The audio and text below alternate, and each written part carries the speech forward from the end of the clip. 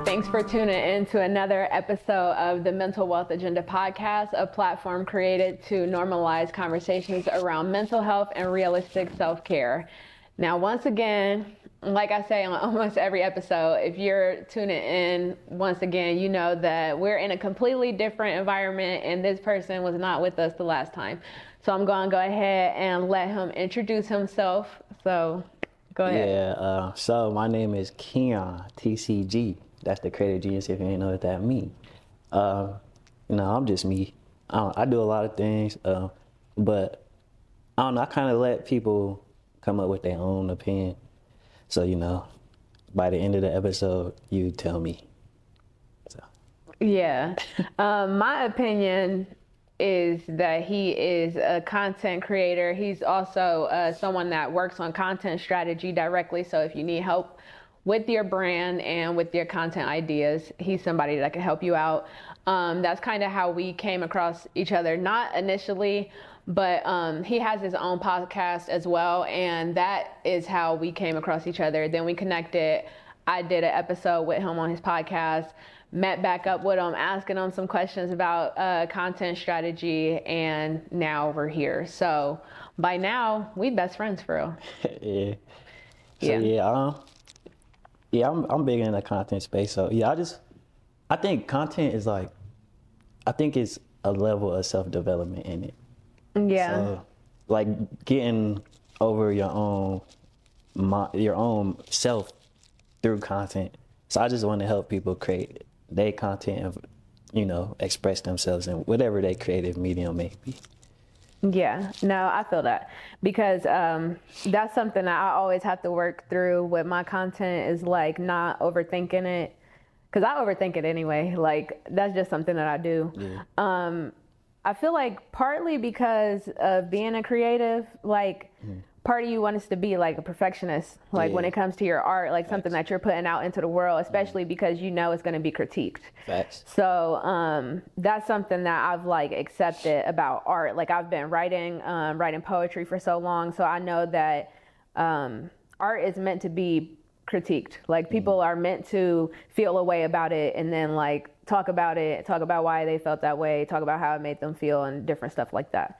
So yeah, the way I see it is when it comes to creativity and being a creative, it's when your creative medium is it's kind of the closest thing to the core of who you are and what you're all about.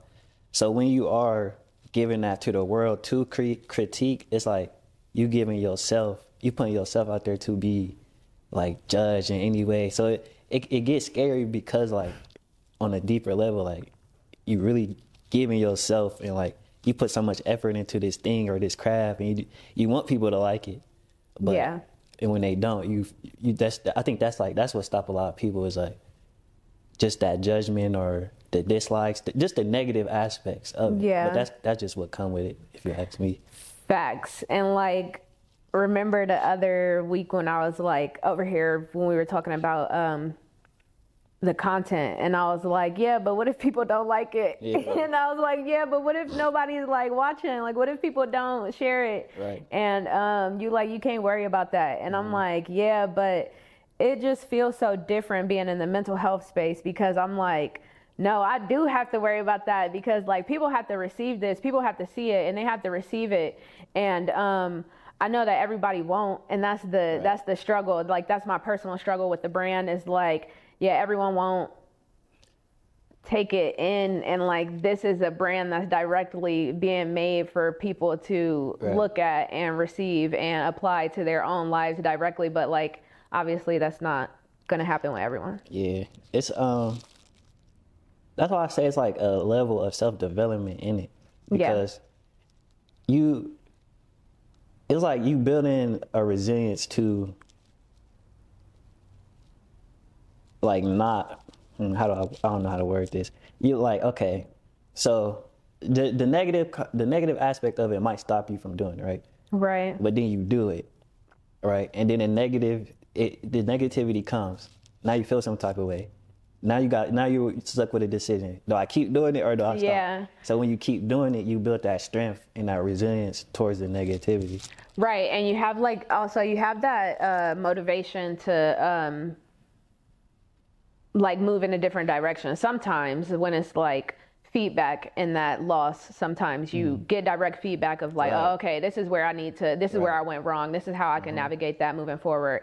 And I feel like that's definitely something that I try to lean into when it comes to the mental wealth agenda, is like the fact that life isn't just always going to be easy, and you're going to have these difficulties that are going to kind of like throw you off your game. And even if it's doing something that you really want to do, like anything can happen on a day-to-day basis. So I feel like I don't know, like knowing how to get back up and take everything as a lesson. And something that I say all the time is I haven't took a loss since I realized it was a lesson in disguise. Facts. That's the same thing for me. Like, once you learn, there really is no loss ever. There's only things to gain. Like, you might go through something that you could consider a loss, but if you really look at it and you take it, it depends on what you take out of it. Like, because it's only something to gain. You gain an experience.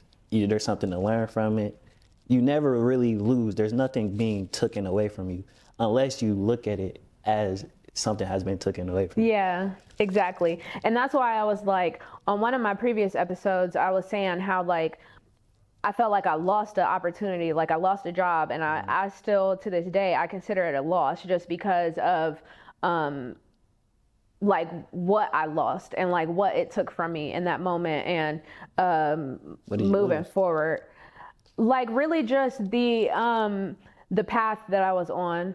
Like it was something that I was not, it was like a job that I'm referring to. And so like when I lost that job, I lost that reference that was going to get me to that next step, to get me, you know, like it's like literal things like that. Not because I can't go back and find a different job that's going to give me a different reference and all of that, things like that, but I lost the reference for that specific job and for that specific path that I was on and stuff like that. But I took it as a lesson, and I still like I still move forward from it. Like, you know, like I still, it was something that had to happen.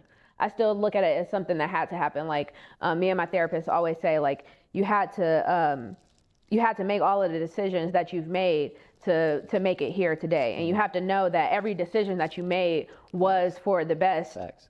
Just in that moment of time. Like even if it was just for that day, like it served you right in that moment. So that's just the way you got to think about yourself. Otherwise you just constantly beating yourself up for like every bad decision or every loss you take in life. Yeah, the way I see it, like everything, like there's no coincidences. I think everything happens the way it's supposed to get you to where you are in this exact moment. You know what I'm saying? So like maybe if you would have, if you would have kept the job, you'll where you are right now, you could be, it would be completely different. Like the chain of events would just be different.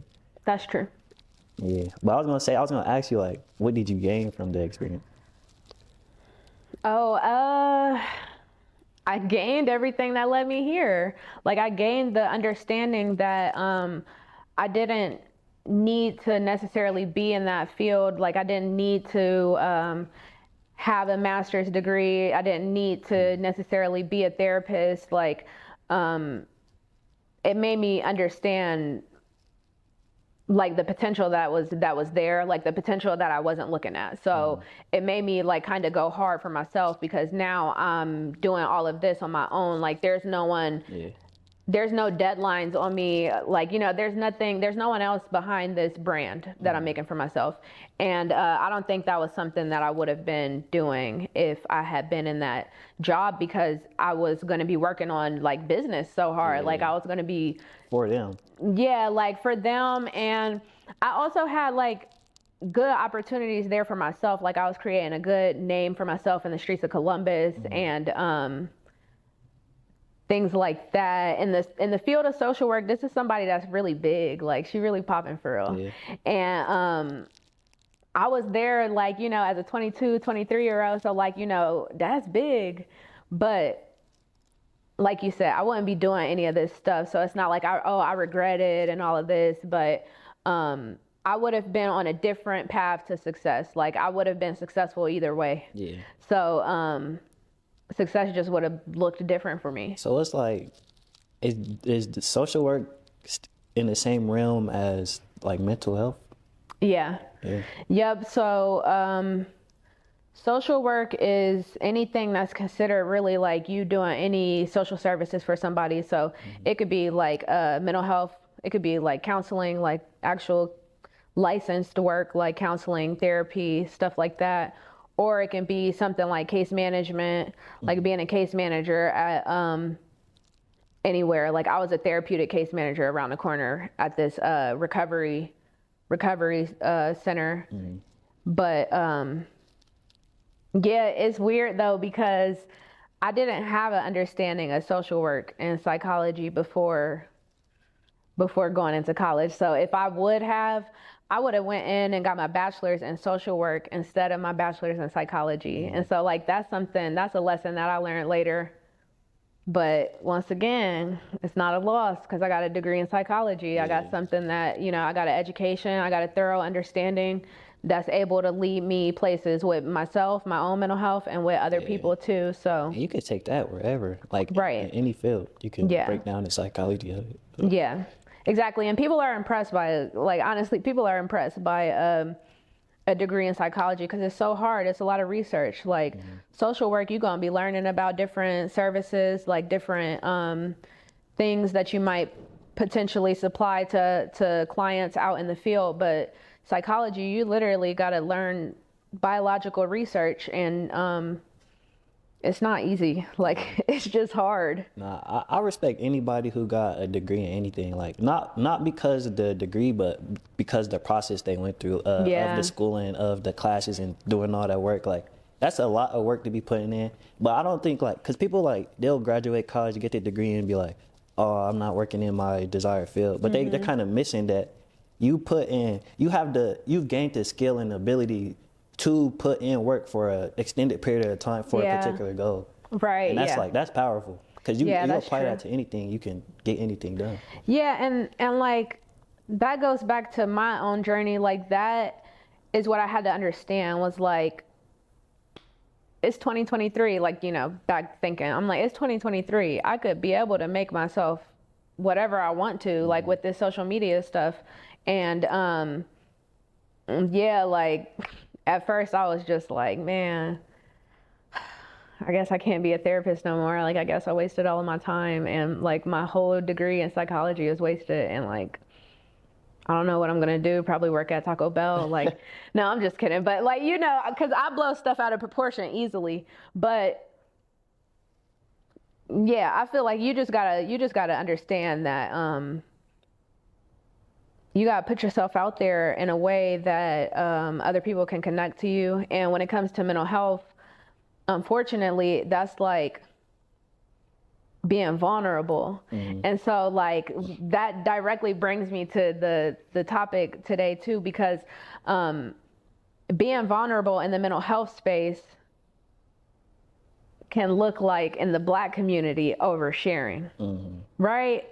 You gotta explain that a little more. So like Black people might be like, oh, like you telling everybody your business, like she online saying that she was gonna kill herself, like she telling everybody her business. Now everybody about to be calling her mom, like telling, because she's just telling everybody her business. She's just oversharing, and like that's family stuff, or whatever the excuse may be. They look at it a lot of times, people that don't have an understanding of vulnerability, they look at stuff as like oversharing, of like, oh, she like talked too much, or like this or like that. So that relates to the topic, because I know that you're like an introverted person. So sometimes to introverts, even people like have a misunderstanding of like my cousin, she always be like, do a lot of people know they could just shut up sometimes? Like, and I tell her every time, I'll be like, I never shut up. I just never do. Like, and I realized though, it's because I always was made to shut up. Like as a kid, everybody was always just like, shut the hell up. Like, shut up. Like, it don't matter what it was. Like, and they be like, it's not a debate. Like, everything's not a debate. And I'm not going back and forth with you. Like, these are things that I've heard since I was a child. So, yeah, how do you feel about, like, being an introvert? Do you feel like it's easy for you to, like, I don't know, like, relate to mental health in a way that you can share with other people and, like, help other people in that way? Because I know that you mentioned that you've had social anxiety, so that is related to being an introvert. Yeah, I think as an introvert, you're like more inside. So it's like when it comes to mental health, it's easier to be aware of what's going on in there. Yeah. Like, even if you can't really put a name to it or pinpoint what it is, you're aware that something's going on in there. Mm-hmm. So it's like, what's the point I'm even trying to make? It's like, so when it comes to mental, like, health and stuff, I don't know.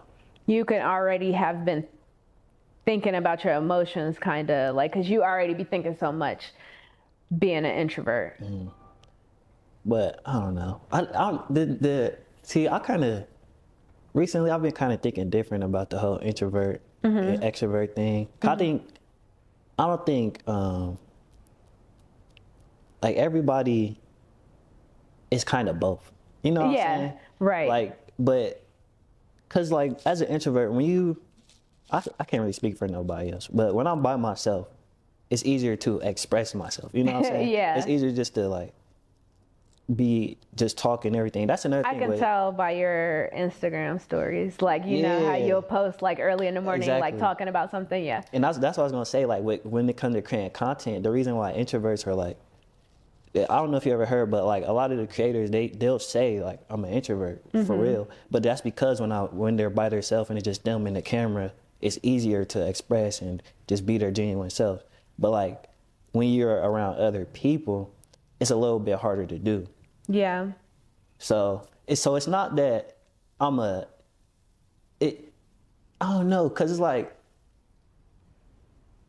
why can't an introvert, what's the reason that an introvert is like that? Like, is it because they're an introvert, or is it because the social anxiety aspect, or, like, they care what other people think? Like, what's the real reason, you know? Yeah, and so that definitely depends on a lot of things. Like, if you do feel that pressure from society, like, yeah, that's probably the reason why you're introverted, because you're scared to, like, come out of your shell a little bit. You're scared to, like, judge people because of society, especially in the days that we live in.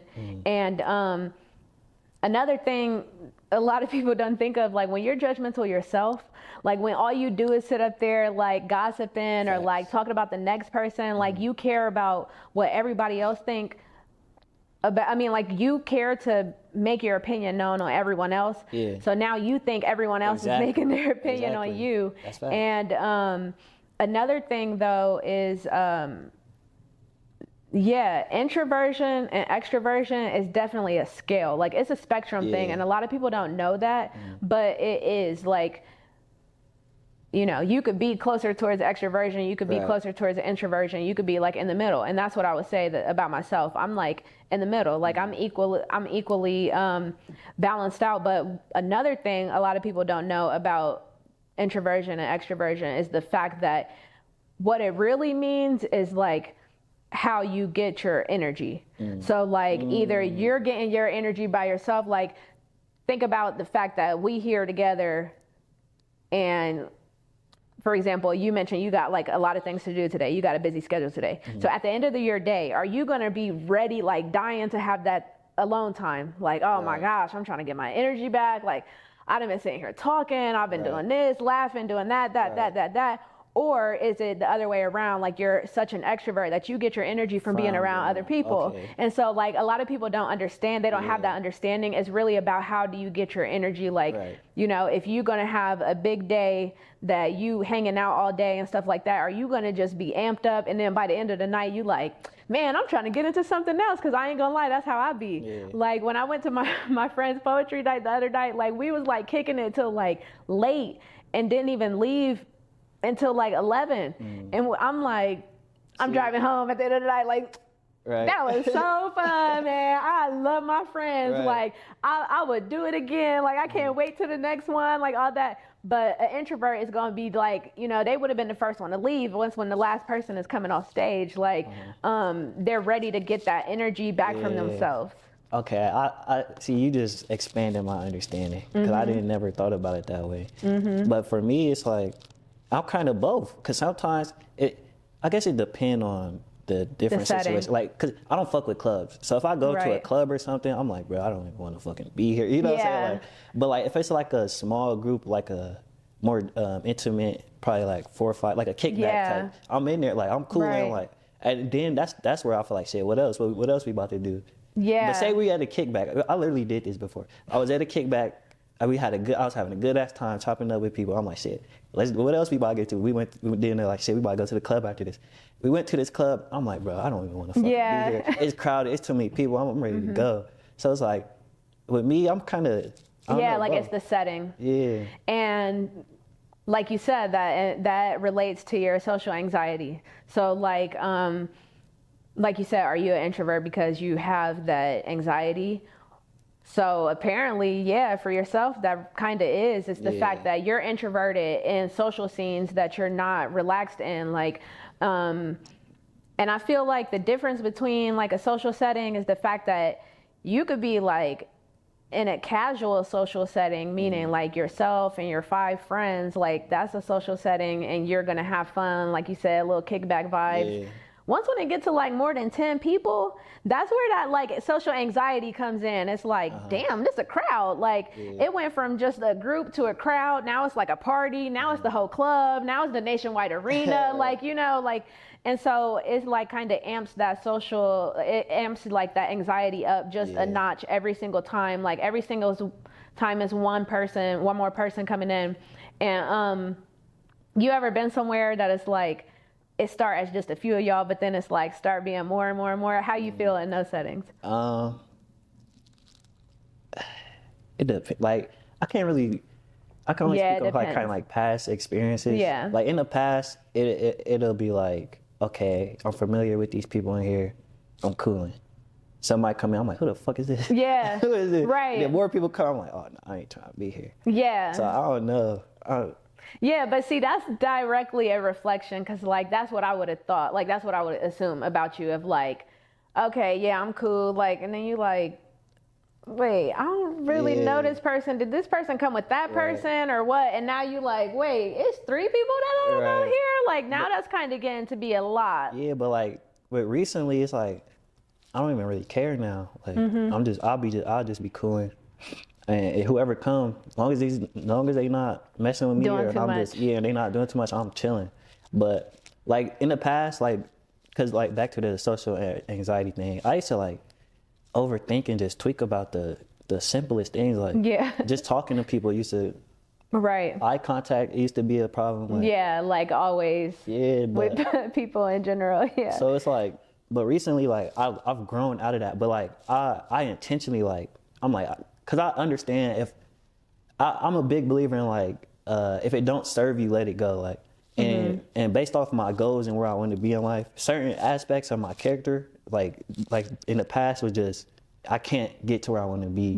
With doing that. So like my intention was just to, cause I know that the sauce and the key to life is connection and interacting with people. Right, with people. Yeah. That's how anything you want is gonna come through another person. Right. So, like, yeah, I feel like a lot of people don't really get that. Not even a lot of people. I would say the Black community, you know, like they villainize community and like coming together. Did you learn stranger danger growing up? Yeah, like little shit like that. Yeah. I remember.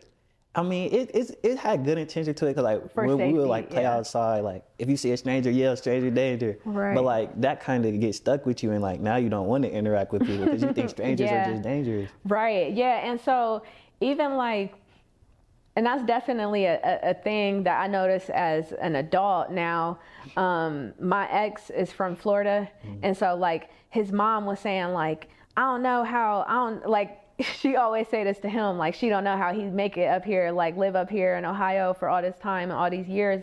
And she was like, you know, like you walk past somebody, they don't even smile at you, like, and everything. But down in Florida, like that's like they got that Southern hospitality of like everybody. If you make eye contact with somebody, you smile or something. Because if you look away or something, it's kind of like, what's up with? Yeah, like it's kind of rude, like kind of like almost like you just like mugged them or something. Like you low key dissed them because of the fact that like up here, I'm like shit. Especially if we don't make eye contact multiple times, like. If I see you look at me a few times, like I'm probably going to wonder what's up, but it's not strange to make eye contact with someone and just like let y'all's eyes meet and go. Right. But yeah, I remember her saying that, and she said that in multiple different conversations with him of like people just be walking around, like people just look at you weird, like and everything like that. But I feel that way about like you said, the whole stranger danger or just. How hard is it to just like smile at somebody, you know, like how hard is it to like say hi to somebody and stuff like that. But how do you feel like, what was the biggest way that you coped with your social anxiety? Like after realizing like, damn, I'm just overthinking all of this. How would you like go into situations after that? Like after realizing that? When you say cope, what do you mean? Like, you used to say like, okay, I'm overthinking it. Yeah. So instead of overthinking it, what would you do? Okay. Like, what would that look like in those social settings? Like, so at first, cause I also had this thing with like, damn, I'm being awkward. But so at first, I would just let myself be awkward. Like I put myself in situations to just be awkward. Right. Yeah. Like just be yourself. Right. So like, it's kind of just putting yourself in a situation and just seeing what happens. And then after the fact, then go back and think like, okay, I did this or I could have did this. So in the next situation, you do the same thing and then you see, okay, there's a difference. So now you get, each time you put yourself in this, I think that's really the main thing. Just keep putting yourself in those situations instead of trying to avoid it or sitting there overthinking it. Just take action. And then through that action, you're going to grow. You're going to get more comfortable. Yeah. And then eventually it's not even going to be a thought. You're just going to be in the environments talking. But now I'm not going to just act like, cause I still get in situations where like, damn, what should I even do in it right now? You know what I'm saying? So, I don't know. Yeah. No, but that makes sense. And that helps though, because it's like when people are trying to get rid of like a fear, you know, like a phobia, and they call it exposure. I can't think of the first word. It's like something exposure, but it's like, you know, slowly introducing yourself to that thing, like that stimulus over and over, and just, you know, conditioning yourself to it. But I'm still laughing at you saying that you was like awkward. You would just be awkward in situations, because I know somebody that I don't know, like he was kind of awkward. He wasn't really awkward. He was just quiet. He was introvert. He was an introvert, and he was just always quiet. But then I remember talking to him about a conversation me and my friend had about him, because this was somebody that he knew her too. So I was like, yeah, man, we was talking about how quiet you were and everything. And so I was like, yeah, she said something along the lines of like, you know, do such and such even laugh? Like, did he even laugh at jokes? But the thing is, I thought he would laugh, but he didn't. He didn't laugh. He didn't laugh. He didn't laugh. He felt bad because he was like, damn, like. Yeah, he probably like. Damn, he was like, damn, she thinking that I'm weird. Like, you know, that I'm like. That's the thing with introverts. Like, they're not really quiet. They're not really quiet. They're just quiet in that situation. If they were to go home, they're expressive, they're laughing, they're just talking. Right. You know what I'm saying? But it's just in that particular situation. And if you show up like that each time, that's how people are going to think you are. Like that same thing happened with me. Like not that particular incident, but like people like in high school, I didn't talk much besides besides those groups that I was just comfortable with.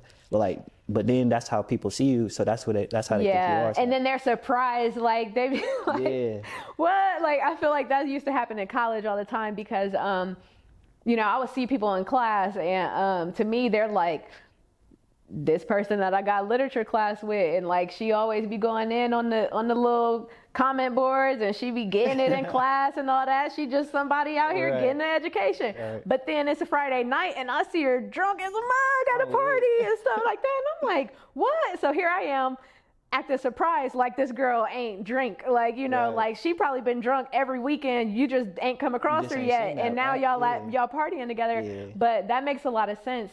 And like back to the guy, he got like, I don't know, he was like a little bit offended by it. Like obviously he didn't get offended, he just felt like, oh dang.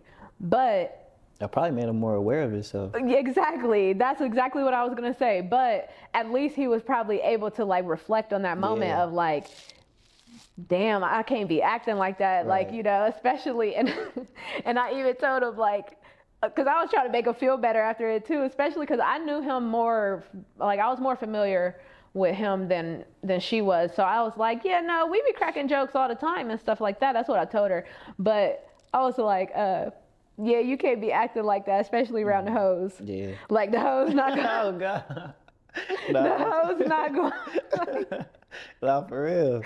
Like they gonna be like, dang, how many times I gotta be like, how many times I gotta meet up with dude because he like acting weird. Like now this second link and I ain't gonna link back up with him. Like, you know, that type of thing. See, but with me, it's like one-on-ones is like. It's easier for me to express, but like if I'm in a group, it's a little bit harder. But I think what it really is, if I'm being completely honest, it's like a fear of judgment. It's like, if I really be who I really am, are y'all still gonna fuck with me? You know what I'm saying? But it's like, recently, it's like, okay, I don't even give a fuck. Like, you just give them the option to love or hate you. Like, it don't really matter. It don't matter. Yeah, yep, and that's what I noticed,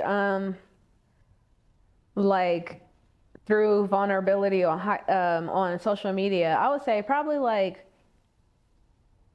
after high school, maybe like in college, and I would start using social media to be like just more vulnerable about topics that should be talked about anyway, like stuff that most of us know that we going through anyway. Everybody trying to act brand new, everybody trying to act this way or act that way. Like, I'm from Columbus too, just like y'all. And that's the thing too, is the fact that I was in college. So my social media is like, even to this day, I got primarily mostly people from home, people from Columbus, but I also got a handful of like college people too, like people that don't know nothing about any of this that's going on. And so like, I use that to my advantage of being like, you know, like, keep it real regardless of which community is going to see that and get mad at it. Of like me talking about the black community, me talking about the white community, me talking about y'all in between, like talking about whatever it is, and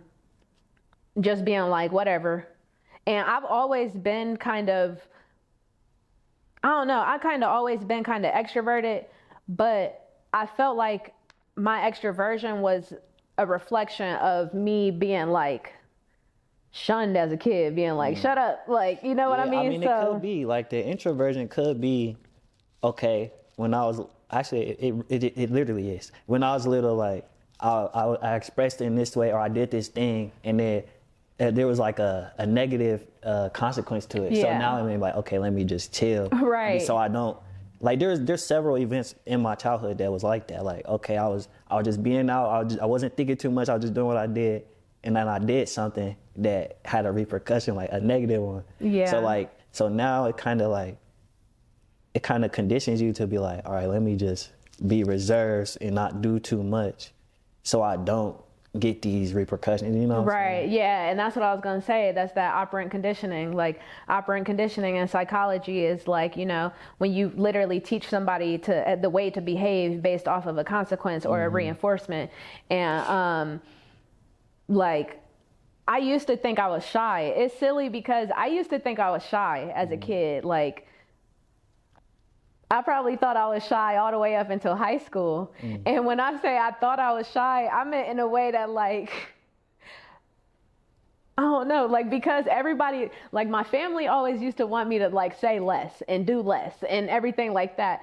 So then that translates over into the public of being like, I'm pretty sure no one in here wants me to like say for example in class, I'm thinking like, don't nobody in here want me to raise my hand and say anything at all. Yeah. Like I swear if I raise my hand right now, everybody's probably going to be like, oh my gosh, shut up. Right. And so that convinced me into being shy. Right. And I used to I still write poetry, but I started writing poetry literally as a kid. I was probably like 10 years old.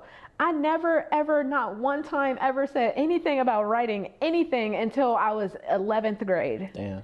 Yeah, I was like, no, I do be writing poetry. Like, I could write. Yeah. And I had performed, like, I went to this writers program at OSU, and I had did, like, poetry. You know, you had to share different stuff, and I remember sharing a poem and like people giving me like good feedback, and I'm like, yeah, what? And I kind of still carry that about my art because that's not something that I shared that much. So even on like open mic nights and stuff like that, when people give me good feedback, I'm just like, right, what you got up your sleeve? Yeah. Like, you know, what you saying all of this for? But yeah, I realized after I became maybe in like the end of high school into college, I was like, you ain't even shy for Right. real. It's the fact that like you always thought everybody was going to say to shut up That's anyway. exactly what it is. And like that still carries on now as like a young adult Right. because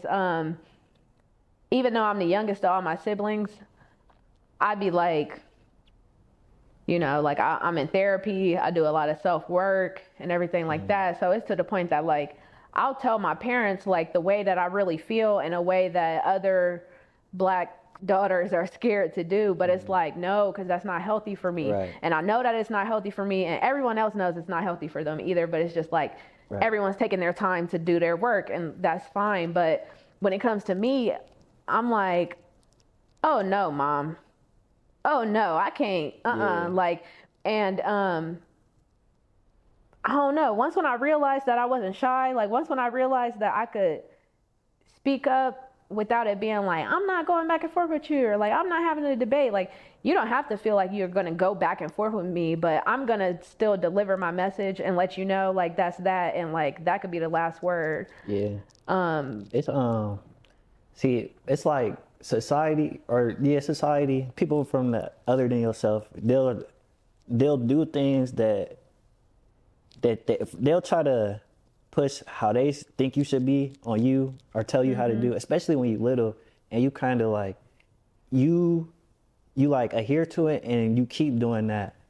So like, so they wanted you to, so you thought you were shy because they were telling you to be quiet. So like you start being quiet and now you think you're that way. Yeah. But you're really not. So that's Right. why I like, I got a podcast called Creative Control, and that's like, the premise is like taking back control, like understand that you've been told to be a certain way, and there's a lot of things in this life that's that way. Yeah. And you've been told to think about this thing a certain way or be a certain way, but it's really up to you to take back control and create how you want to be and be how you want to be. But it takes a level of self-development, mental wealth to get back to you. Exactly. And that's the thing too, like paying attention to, like, that's where this mental health stuff even starts, is like paying attention to why you feel the way you feel about yourself, why you feel the way you feel about the way you should behave and stuff like that. And it's complicated. Like, I want to say this because it's complicated because plenty of my family could listen to this. When they hear this back, they probably gonna be like, what's she talking about? Like, no, Right. Because I was a crybaby, you know, like verbally, that's probably what you hear the most out of me is crying, because like it was also to a point that sometimes I would just cry because of the fact that, like, if I say whatever I'm trying to say, y'all not gonna listen anyway, so I might as well just cry. Like, that's how I was as a child. And everyone always called me sensitive, like, oh, she's like sensitive, she just want to be she the baby, she's the crybaby, like she's sensitive and all of this stuff like that. But I realized one thing I had to take back as an adult is there's nothing wrong with being a sensitive person. It just means that the people that you allow in your life has to understand to handle you a little differently. And you also have to realize and accept the fact that the world's not going to handle you differently, or like no one's going to just tiptoe around you. But if that's your personality, that's your personality. Right. Yeah, the way I see it, like I be saying like everything's perfect, like you're perfect, I'm perfect. But like it comes down to how you see perfection. Like I see perfection as not just good. Like a lot of people would think perfection is extreme good. I think perfection is the balance between the negative and the positive. So the good and the bad. So like if you want to be a real human being, a whole human being, you got to accept those qualities about yourself that would be considered negative. So like being a crybaby there's nothing wrong with being a crybaby. Yeah, exactly. Yep. And I had to realize that and like take that back as an adult, because I'm like, what I say all the time nowadays is like, everybody picked on me for being a crybaby growing up. And now everyone as an adult is crying about their feelings instead of being able to talk about them. So like, ha ha, like, and I ain't never really said ha ha, but since I'm on camera now, I'm going to say ha ha, because I spent so long just crying and crying and crying and crying. And everybody always be like, you a crybaby, you crying, you crying. But now as an adult, I'm sitting over here being able to actually have the emotional intelligence and emotional vocabulary to tell my own mother or father how they make me feel, but everyone else is going to cry about it behind closed doors because they haven't even put in the work of like being a sensitive person and being able to communicate that. Like I know I'm sensitive, and that's why I know how to communicate it, because I've worked hard to understand how to communicate that, and ain't nobody else have really done that. All right, let me ask you this. Do you think, like, cause for a woman, it's like, it's okay, you're sensitive. Okay, that's expected. Do you think a man should be sensitive? I think that a man can be sensitive too.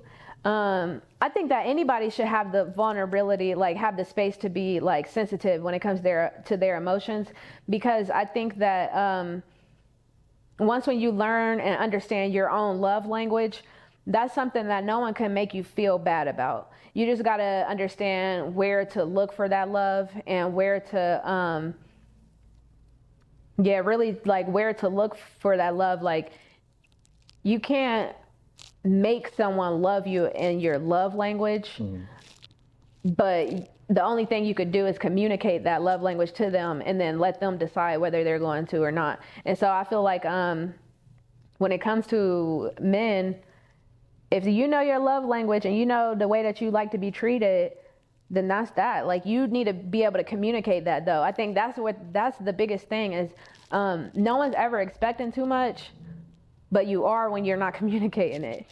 So you're literally sitting here saying like, this person didn't do enough for me. They didn't do enough. But did you communicate that? And that's the thing that I have a lot of trouble with our generation. The whole, I'm not teaching a man how to love me. Okay, babe.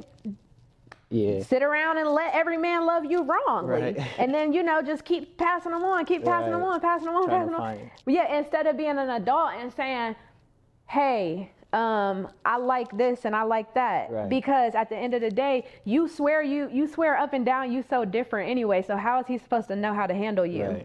If you different from every bitch that he done ever seen, anyone he's ever met, how is he gonna know how to handle somebody like you then, baby girl? Yeah, I think you teach people how to treat you. Like, even like bro, in your story, who is the introvert, he didn't talk much. Like he don't know, but him showing up like that is training people to expect that from him and treat him like that. So like, as far as like in relationships, if just based off the way you operate, you're training that person to treat you in a certain manner. Like if you don't speak up on certain things when they happen, you're saying indirectly, that's okay. Exactly. And I didn't even mention this. The girl, my friend in the story, she actually didn't even like link up with him again based off of him being so quiet and awkward. And so she was like, it was to the point that's how the conversation even was coming about, is the fact that she's so confused as to how I'm even like friends with him, like cordial and cool, because she's like, she can't see it. Yeah, she's like, he was completely silent, and I'm like, I'm over here talking to myself at this point, and I'm like, but that's the thing, though. I talk so much that somebody's actually gonna come out their shell. Like, even if we're just gonna sit there and be quiet for like a little bit, I'm gonna ask you a question or something like that. We just gonna start like a casual conversation, because I have that interpersonal communication skills that, like, I'm not afraid to be approached by anyone, like, you know, out on the street, like, and you know how you see people having like mental health episodes and stuff like that. Like, I'm not afraid for them to come and approach me, like, you know, out in public settings. I'm not afraid of anyone coming to me and starting a conversation, even if it's like somebody with like a Trump shirt on or something. Like, you know, I'm not, my communication skills have gotten so well that, like, you know, I'm able to even like avoid a conversation by having a conversation. Yeah, I like, as an introvert, I wouldn't even really consider myself an introvert no more. But like, I do, but I don't. Yeah, he changed his mind. But look, because like, but as like my introverted past. Oh, okay, yeah. Because I'm becoming whole, so I'm broken. Right. But look, like, I like people that talk a lot, like, because they do all the talking for me. So like, I don't gotta talk too much. For me, say a couple words, and they just. But now it's like, nah, I kind of like, if you want things to go in a certain direction, you kind of gotta talk more. You gotta. Right. Yeah. You gotta have that finesse. And that's the thing that I've always learned, is that I got that finesse when it comes to having a conversation, because I know somebody, one of my close friends, she's like that. And she is really quiet. And like she said, she's like, I'm quiet because it gives me the opportunity to listen to other people and like observe other people. And I'm like, that's cool and all, but baby, I'm going to talk because I have something to say. Right. But nah, that's the thing though, because being an introvert, just being quiet, it does give you the ability to observe and like see things. But when you talking so much, you can't really listen because you're talking. People tell me that all the time. It's facts though. Like, and that's why, like, I'm thankful for my introverted past, because it's like I was able to see things and just observe things and analyze. But it got to a point where I was over analytical. That was the downfall. That was the downfall. But like, for a person who just talk all the time, they not really taking too much in. I think that's another thing about introversion and extroversion. Like, one is taking stuff in, the other one is pushing stuff out. Yeah, that's definitely, and that's a good way to think of it too, because it's even with energy. You know, of like, facts. If I'm extroverted and I come up in here, like, you know, like you coming in here, like you setting up this stuff for us, and I come up in here and swing the door open, like, hey, what's up? You know, like, that's just energy. Like, I might not even necessarily have to say anything else for the rest of the time, but you just like, why would she come in here like that? You know, and that's like passing off the energy to you, whether you're like questioning that or whether you like match that energy of like, oh snap, like she turned up for real. But yeah, I think that a lot of people don't really understand that, like, because it is a scale and a spectrum, like, you gotta gauge it in certain and see where you at on it. Yeah, like, and in different settings and environments, you gotta see how much you should do in this place compared to that place. And I think that's where it kind of feels like you're like, oh, well, I'm kind of both, or I'm kind of neither, or I'm kind of this or that, because you know how to like gauge that scale of like how much energy like you need to put in there, or how much you need to turn that down and stuff like that. For a while, I felt like I really didn't know how to gauge that, because of the fact that I felt like it was being like, I'm gonna be myself regardless. Like, ain't nobody about to act like I need to be this way or that way. But now as a young adult, I'm like, okay, it's just about having a little class, about having a little taste. Like, everybody you ain't gotta be sexy red everywhere. Like, you know, I can still get down to the sexy red when I need to, but that's just when I need to, like when I have to. Something I was gonna say earlier is like, human beings, we're not fucking robots. Like, we're not gonna be the same in every single situation. So like you saying, you gotta read the room. You gotta see like, okay, let me not do too much in this situation, but this situation, I gotta do too much. You know what I'm saying? So like, it's finding where you at on that spectrum and like, or shit, just picking where you want to be on this spectrum in the given situation. Yep. And another thing that comes into that is like emotional intelligence. So, one emotion that I'm not good with is anger, right? Like when I get angry, it's like, you ain't even got to know me all that well. Like, you know, if you made me angry enough, I might snap. Forget snap. You gonna be like, from the mental, what you do? And I'm gonna be like, yes. That's funny. Like, unfortunately, yes. Like that's not an emotion that I cope with well. And the reason that I bring that up, like emotional intelligence, is because of the fact that that also plays a role into how much energy you might be like bringing. Because you know, if I'm angry, then I'm not going to be introverted. Like, I'm not going to be in a situation, like, I could be in a setting that I've, like, come into, like, oh, okay, this is okay, I need to show up as, like, quiet a little bit, like, sit back, observe, take notes, read the room, like, that's the vibes for here.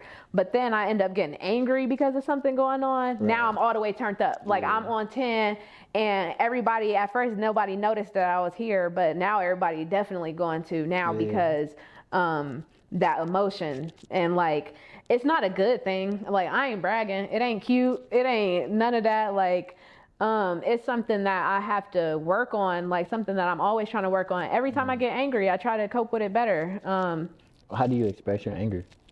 You just let it out? Yeah. I let it out because I feel like every feeling needs to be felt. Right. That's the reason why you have to have healthy coping for it, because every feeling needs to be felt in order for it to pass. So, yeah, I just try not to be yelling and stuff, but I do. Like, I'll be yelling, cussing you out, disrespecting you, saying unnecessary stuff, probably disrespect your loved one or something if I need to. Like, you know, if it's like... Yeah, I don't think, well, here's my thing about that. I don't think there's nothing wrong with getting angry, because I've been in situations where I was ready to snap and I start snapping on somebody. But it's like, what about this situation was that important that made you react in that manner? You know what I'm saying? Like, I don't think there's nothing wrong with it, because at certain occasions you got to be that way. Like, you got to pop off, you got to snap on, because it's the right thing to do. Yeah, it's what you need to do in that situation. But a lot of times the situation be like, okay, that wasn't even that deep. Like, I shouldn't even let that have got to me.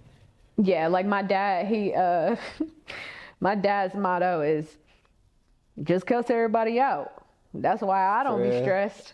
Yeah, he'd be like, just cuss everybody out. That's why I don't be stressed. Like, ain't no stress gonna come to me if they know I'm gonna cuss their ass out, basically. And I'm like, that's not the method though, because now everybody just know you as the person that just got that temper. They don't fuck with them though. They don't. Never have, never will. They don't. And that's because certain situations, that's what I'm saying, certain situations you got to, because you gotta let this motherfucker know that don't play with me. Yeah, like that's the good thing that that I pride myself with, is the fact that I can reframe, I can put anything in a frame of mind that people can see the growth from it. So like, I know for a fact that my dad is like, yeah, he mean it when he say that he don't be stressed because he cuss people out, because I know he cuss people out bad, but his anger isn't a good trait, and he knows that. And that's something that he's had to turn around and apologize for, you know. And like, even as a dad to me, of like him letting his anger get the best of me, and now we ain't talking. Damn. And now we don't never even really be talking, and now he got to call me and apologize because like I'm on some grown adult stuff, and like no.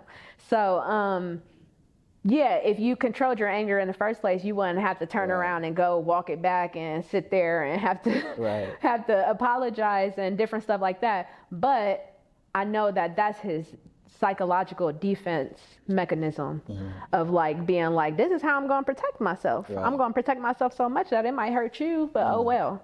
And when you start seeing things in that perspective of like a psychological perspective, and like you said, personal development perspective, you figure out a better way to go about those. And so I think that that's what a lot of introverts recognize their introversion as their defense mechanism of like not being judged, not being like, you know, if I say something to somebody, that means they're going to say something back. So even if it's not judgmental, they could say something mean, they could say something crazy, like anything. And yeah, I think that that's what a lot of people don't realize. The introverts, sometimes people feel bad about being so shy or so quiet, but at the end of the day, it gives you the opportunity to be like protected from other people in ways that extroverts aren't. Like I'm always being judged. Like I've been judged by my closest friends. Like I've you know, gotten into like arguments or lost friends over judgment, like when it comes to extroversion and stuff like that. But at the end of the day, it's like, I feel like that's something that I use to protect myself. Being able to be vocal about the stuff that I'm going through or the stuff that I've been through or stuff that people want me to go through. So yeah, I think a lot of the ways that people operate is in order to protect themselves. But it makes sense though, like we so like civilized that we don't really realize all the time that we're in the wild. Like we're in nature, like like innate survival features. Survival tactics are going to be used regardless. Like, and we overthinking it, so we're not thinking about like the basics. Right. But it's like a lot of times, so like with it being an introvert, you expressing yourself and the fear of judgment, you got to realize at some point that the judgment can't hurt you. You get judged and you're still alive. Nothing ever happened. Like, so so it's survival, but it's certain aspects that we kind of like got confused. Like, okay, I'm trying to protect this like this aspect or this like psychological aspect, but the whole time it can't really hurt me. But it can though. It can though if your mind is not like, strong enough. See. And that's that's the problem. I think that's the reason, like when introverts feel bad about being introverted, that's what it is. It's because they don't have the resilience and like, you know, the toughness for them to put themselves out in a way to be judged and still be okay. Like, I've been judged before and I felt like I wasn't okay after it. I'm like, oh man, I'm not okay. You gotta get judged in order to get that strength. It's like working out. You gotta, what they say, like you like tearing your muscles or something. Yeah, like you breaking them down. Yeah, it's the same thing. Yeah, that's true. That's true. I just, some emotions are hard to cope with, and I don't know. It's a blessing and a curse the more emotionally intelligent you get, because I know that there are certain emotions that are harder to deal with for me, and I can't just be like, it is what it is. Because like I know better than that. Like I know better than saying it is what it is. You might be sitting over there saying it is what it is because you don't know no better. I know for a fact it's not what it is. So now I gotta do better and act better and all of this because I actually know better.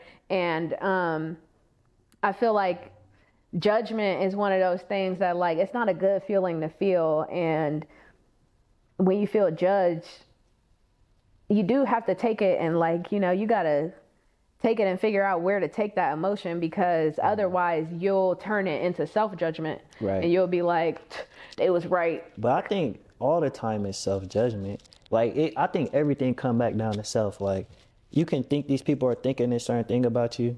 They can even tell you they thinking a certain thing about you. But like, it's on you to believe it. Yeah. Or, and internalize that about yourself. And then consider, like, is this true? No, it's not true. Because I think of me this way. So what they're talking about don't even matter. Yeah, it's like, that's a self-esteem thing. Like, not even introversion versus extroversion. Because I know a lot of people that are extroverted because they want to be perceived as something. And so they're pretending to be, they're pretending to not care. And then they secretly care on the low, and they really be eating them up inside, and they be crying at night and sliding down the wall. And that's the thing. I cry if I'm crying at night, like people gonna know that, because like I'm not about to sit here and fake the funk. Like that's the reality, and that's what the mental wealth agenda actually brings. Of like, You wanted to kill yourself? I felt like that too, girl. And all I did was went over here and did this and did that. Like, instead of like, you know, everybody keep it on the hush. Like, if you ever felt this way, and I'm sharing for a friend, I ain't never felt this way. You know, like, it's really not all of that. It's really not about keeping experiences to yourself, per se. But I don't know. I just feel like some people don't even understand extroversion and introversion. Yeah. So even like I said, I done gave you explanations that put it into a different light for you. But I just wish everyone had more like space to be themselves. Like, people hate extroverted women because women aren't meant to necessarily be seen and be heard. Like, you know, historically, you're not supposed to be out here being seen. Like, what you doing being seen, woman? You supposed to be in the house cleaning up and having them babies and cooking. Like, why would you even be stepping outside outside on the sidewalk getting the mail? You just want someone to see you. Like, you know, different things like that. And so I feel like that's even kind of a way that I was brought up. Like, not literally, but like, girl, why would you even say anything out loud? Like, why would you speak? Right. Nah, women kind of got it bad when in society. Like, it's a lot of things they try to suppress. Not, I mean, in men too, but like, particularly on women, it's like, you gotta be this way. You gotta.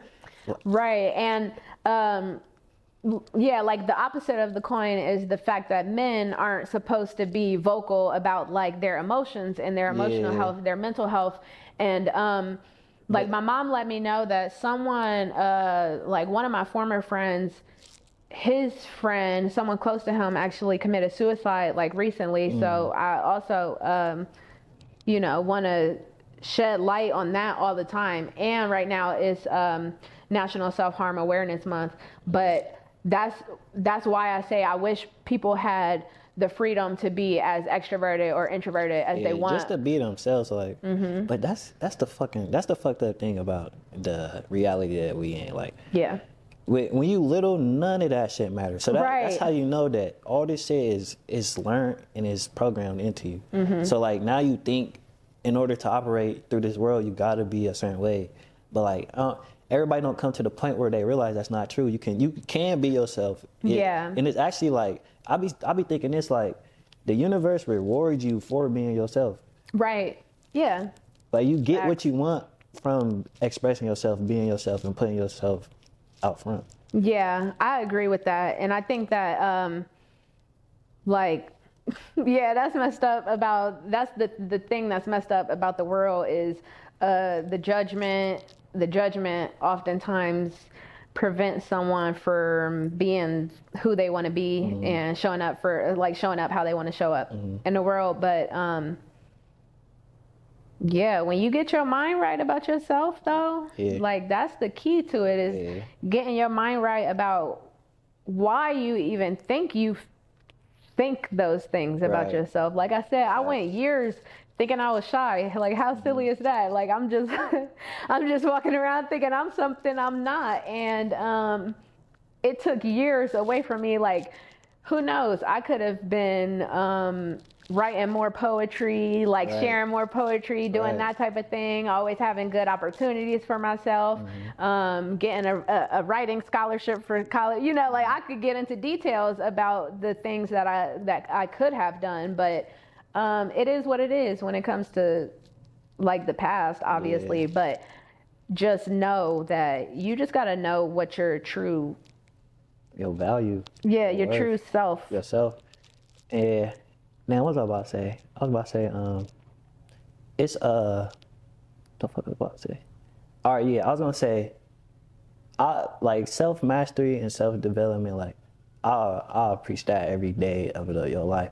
But it's kind of like, once you get to that point, it's like there's other people who they're so stuck in who they've been taught to be. Once they see you like being yourself, there's two ways they can take it. They can get inspired and motivated by it, or they can start building the envy and hate toward you. So it's like, even when you do become your authentic self, you still gonna have them that negative people that out to get you, like just because they don't see it within themselves. Exactly. Yep. And you know, I've had people try to pull my card in that way of like being like, oh, like you want to be this person, but you're not really this person. And it's like, no, I am who I am. Exactly. But under certain circumstances, if you got me messed up, then baby, I'm gonna let you know one way from another. And that's the unfortunate thing about this. You know, when you do preach self-development and you are on this wave of positivity, people expect you to be like, they expect you to show up that way, like all the time. And that's one thing that I'm not for. Like, I'm Shadia from the mental wealth agenda, but like, I'm also like, I got a personal account. From the block. Yeah. Like, yeah, for real. And that's kind of something, that's how I felt in college too, of like, I felt like white people at some points they forgot, and I'm like, hold on, baby, we all up here in school together, but I will whoop your ass. And I had an experience like that in school too, that I'm like, unfortunately, all this time, like with people that I was like friends with, like I was former friends with, I'm like, all this time when you talking about this white girl at this party and how you don't like this person and how this, you just talking just to talk. I'm from Columbus. I'm not talking just to talk. Like when I say you got me fucked up, or when I say that I'll come over there and slap you right now, like that's what I mean. I'm not just sitting here making it look good or anything like that. And even to this day of like, just because I'm sitting here telling you that you need to believe in yourself in all of these ways, that doesn't mean that like at the same time, the next day I'm going to tell you to bring it down a notch. If you got, you know, like if you got your head all the way up here, I'm going to tell you, you're not that girl. Like, even though on the mental wealth agenda, I was just saying like, believe you that girl. If you think you that girl, when it comes face to face and you thinking you that girl as in like, cause you're better than me. No. Yeah.